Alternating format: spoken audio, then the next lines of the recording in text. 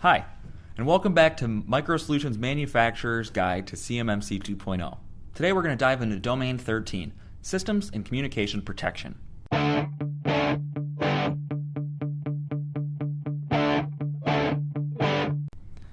The overarching phrase here to remember is, risk spreads fastest through uncontrolled connections. That single idea explains why system and communication protections exist. Not because networks are complicated, not because technology is fragile, but because connections, when they aren't intentional, become pathways for risk. In most manufacturing environments, systems don't fail in isolation. Problems move. They transfer from one system to another through the same connections that normally keep work flowing. Think about how your operation actually runs. Your ERP system talks to accounting. Your shop floor equipment reports into production systems. Remote access allows engineers or vendors to support equipment. Suppliers and partners connect into specific systems to exchange data. None of that's inherently bad. In fact, it's necessary. The risk shows up when those connections are unplanned, undocumented, or poorly bounded. System and communications protection is about controlling how information moves. So when something goes wrong, it stays contained. This domain isn't about making networks complex. It's about making data flow intentional. At its core, this domain governs how systems connect, communicate, and exchange data. It asks simple questions. Which systems are allowed to talk to each other? How does that communication happen? And what protection exists while data is in transit? System and communications protection is about defining boundaries and then controlling what crosses those boundaries. Just as importantly, it's also about what this domain is not. It's not about eliminating connectivity. Manufacturing depends on connected systems. And it's not about over-engineering networks until they're unusable. Security that stops production isn't security, it's friction. And it's not about chasing theoretical threats. The intent here is practical. Limit exposure by controlling how systems interact with each other.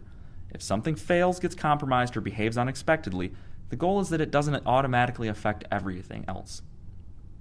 Before thinking about solutions, it helps to step back and ask a few executive-level questions. First, do we have clearly defined system boundaries? In other words, can we confidently say where one system ends and another begins?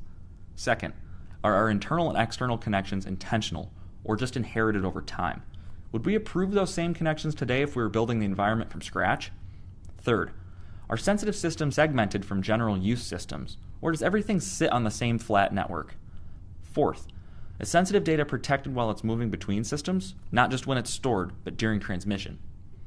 And finally, do we actually understand and document how data flows through the environment? Could we explain it clearly to someone new without guessing? These aren't pass-fail questions. They're orientation questions meant to surface where clarity exists and where it doesn't. From an assessment perspective, auditors aren't looking for perfection. They're looking for evidence that connections are intentional and controlled. Typically, that means being able to show a few things: clear system boundaries, defined communication paths, and protections that align with actual risks, not theoretical scenarios.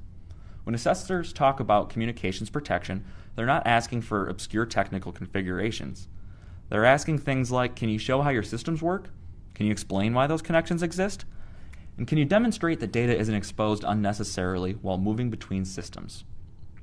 Documentation matters here, not as bureaucracy, but as proof of understanding.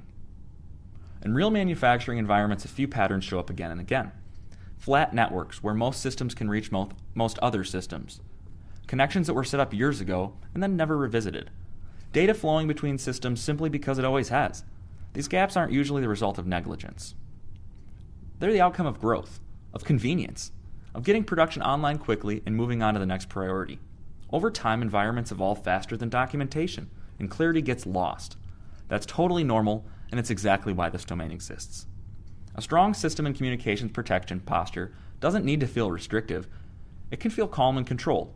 Systems have clear boundaries, connections exist for specific, documented reasons, and data moves through defined pathways, not wherever it happens to go.